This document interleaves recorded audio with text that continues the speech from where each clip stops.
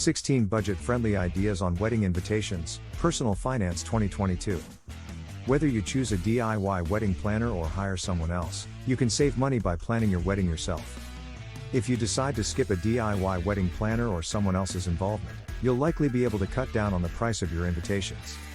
It's not necessary to be so wasteful and expensive, but you'll save time and make life a bit easier for your mailroom staff by making a few small changes. A wedding is a big event in a couple's life, and it's important that guests feel they are being treated with respect and consideration. Choosing the right budget for your wedding can be difficult, especially if you're on a tight budget. Consider these other ways to save money without breaking the bank.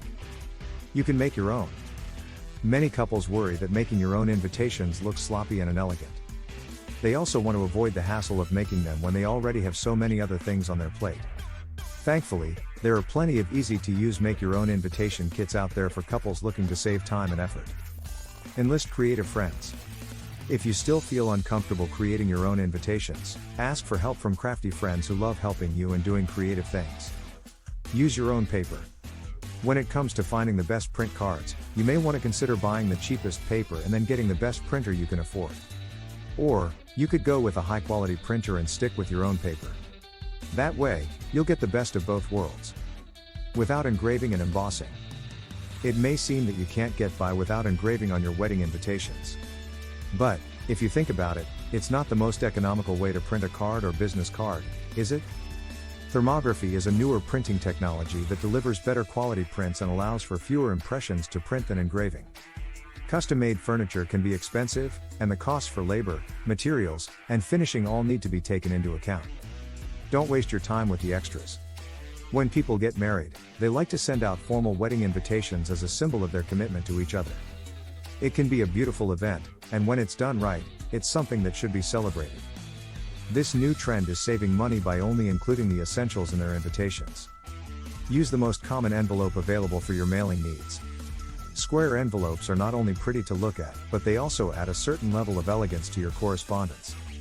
However, they're also a lot more expensive to mail since the post office will charge you for the additional weight. Do a price comparison. If you're looking for wedding party gifts or wedding favors, check out online wedding invitation vendors. You can find good prices and great customer service. Or consider ordering some items through a print site such as Vistaprint or a local printing store. You can get your invitations and other wedding supplies at a discount. Start thinking about price early. A lot of wedding advice is based on saving money, and it's a great reason to get started, but there's only one thing to save your money, and it's not the wedding itself. The money you would have spent on your invitations can be used to invest in a wedding reception venue, or even a honeymoon. When you're thinking about your invitations, don't wait. Order them as soon as you know the date, and be sure to have extras in case anything goes wrong. Plus, having them all together will let you take a little break before sending them. Send an e-card.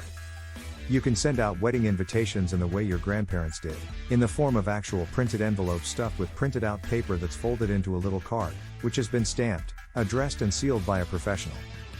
Postcards are a great option. Postcard invitations are inexpensive to produce and mail, but the look of them is very limited.